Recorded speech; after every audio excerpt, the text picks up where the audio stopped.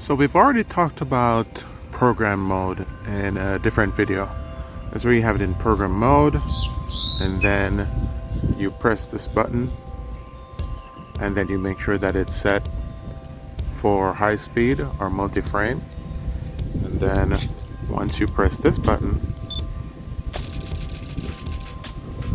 so that's one way of taking multiple frames. However, bear in mind that you can also do scenes, and just like we were discussing with taking the birds and or any sports scene where people or animals are in motion, you can always, once you have this set the scene, then you just hit menu and see where it says sports.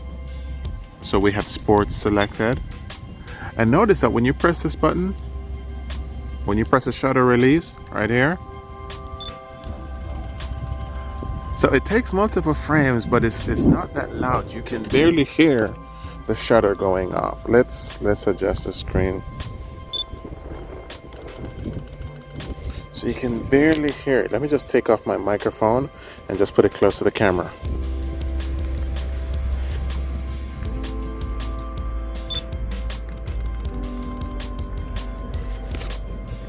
Right, so you can barely hear it.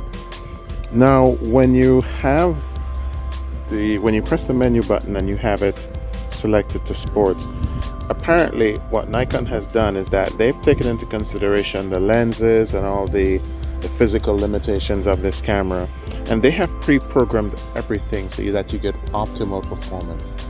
And this is really good, especially where you don't want to have all that noise of the multiple shutter releases for multiple frames. If you do it in sport mode, then you can get all the multiple frames, and it tends to be a bit more quiet.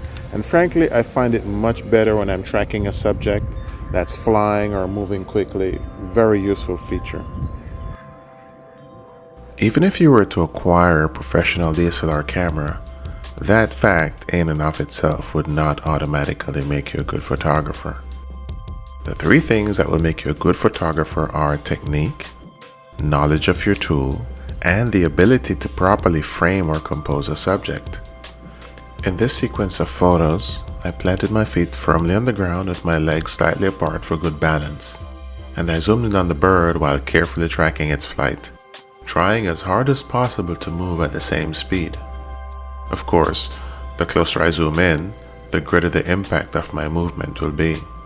So it's very important to have a steady and controlled movement when tracking fast-moving objects or animals. In this auto sequence, the pelicans are not flapping their wings much. Rather, they are simply gliding as much as possible. Regardless, I still had to exert myself to keep up, because each time I took a burst of photos, they kept getting closer. This meant that I had to take the pressure off the shutter release button, then gently press again so that the camera could autofocus, and once it focused, I could take another burst. While I was doing that with my right hand, my left hand was constantly adjusting the zoom as the birds got closer. The main idea that I want to get across here is that you need to practice, practice, and practice.